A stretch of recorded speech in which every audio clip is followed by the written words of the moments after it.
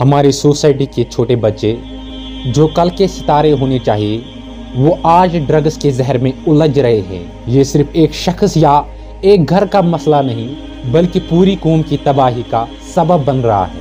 ذرا آپ ایک بار سوچئے، ایک ایسی نسل جو سکول کے کلاس روم میں ہونی چاہیے، جو خوابوں کو ساکار کرنے کا سفر پر ہونی چاہیے، وہ نسل گلی کے کونے میں سگریٹ یا نشاور لے کر کیوں بیٹھا ہے؟ یہ سوال آج ہر ماں باپ، ہر استاد اور ہر افراد سے جواب مانگ رہا ہے۔ آج ہم اس مسئلے پر بات کریں گے، یہ شروع کہاں سے ہوتا ہے، اس کے اثرات کیا ہے اور اس کو کیسے روکا جا سکتا ہے۔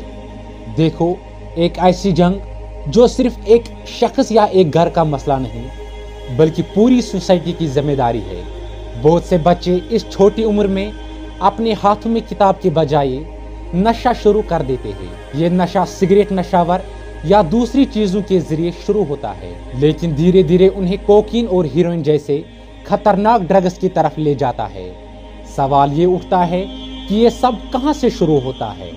دیکھو، اس کا پہلا وجہ پیر پریشر، مطلب دوستوں کا دباؤ۔ بچے اکثر اپنے دوستوں کے کہنے پر چیزیں ٹرائی کرتے ہیں۔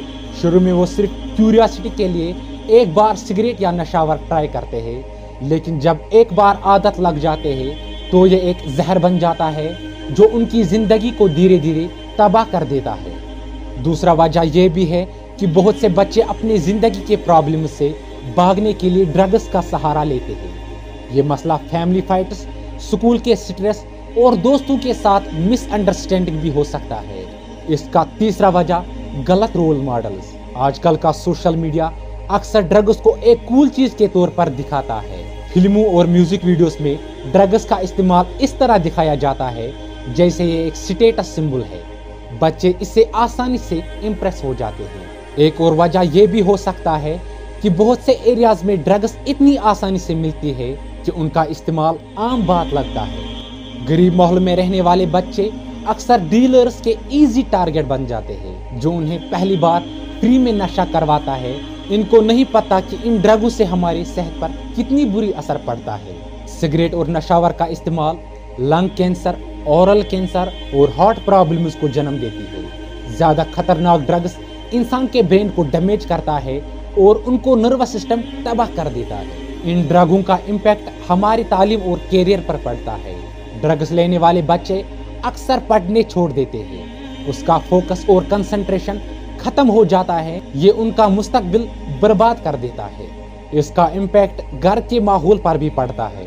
ایک نشاور نہ صرف اپنی زندگی تباہ کرتا ہے بلکہ دھیرے دھیرے اپنے گھر کا سکون بھی چھین لیتا ہے۔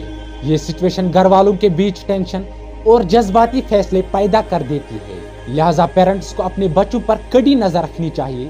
اگر کوئی بچہ زیادہ اکیلا رہنے لگا یا اس کا بیہیویئر چینج ہو گیا تو پیرنٹس کو سمجھنا چاہیے کہ کچھ غلط ہو رہا ہے۔ لہٰذا پولیس کو بھی ان چیزوں میں زیادہ سے زیادہ انویسٹیگیشن کرنی چاہیے۔ پولیس کو ڈرگز کے ڈیلرز اور سپلائرز کو پکڑنے کے لیے سخت ایکشن لینی چاہیے۔ ایسے محلوں میں سرویلنس زیادہ سے زیادہ ہونی چاہیے جہاں ڈرگز کا زیادہ استعمال ہوتا ہے۔ آپ یہ مت سمجھو کہ یہ صرف ایک گورنمنٹ کا کام ہے کہ وہ ڈرگز کو روکے، بلکہ یہ ہر شخص کی ذمہ داری ہے کہ وہ اپنے ماحول کو بہترین بنائے۔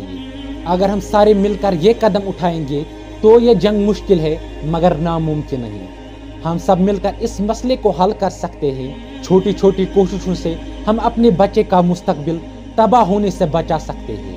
آج کا ایک بچہ کل کا ایک لیڈر ہوگا۔ اگر ہم نے آج اپنی ذمہ داری نہیں سمجھی تو کل ہمارا صرف افسوس رہے گا۔ تو دوستو، یہ ہماری ذمہ داری ہے کہ ہم اپنے بچوں کو اس زہر سے بچائیں، انہیں ایک بہترین مستقبل کی طرف راستہ دکھائیے۔ آج ہم نے یہ سیکھا کہ صرف غلط چیزوں سے بچنا ہی کافی نہیں بلکہ صحیح راستے پر چلنا بہت ضروری ہے۔ اگر ہم مل کر اس جنگ کا حصہ لیں، مجھے پوری امید ہے کہ ہم لوگ اس زہر کو کنٹرول کر سکتے ہیں۔ لہٰذا اپنے بچوں کو سمجھائیے اور ماحول کو بہترین بنائیے، تو یہ مسئلہ ہم لوگ حل کر سکتے ہیں۔ ہر شخص کی اپنی چھوٹی کوشش بہت بڑا اثر ڈال سکتی ہے۔ آج کا پیغام بس اتنا ہی ہے۔ اگر ہم نے اپنے آج کو بہتر بنایا تو ہمارا کل ضرور روشن ہوگا۔ شکریہ، اور انشاءاللہ ہم سب مل کر اس جنگ کو جیتیں گے۔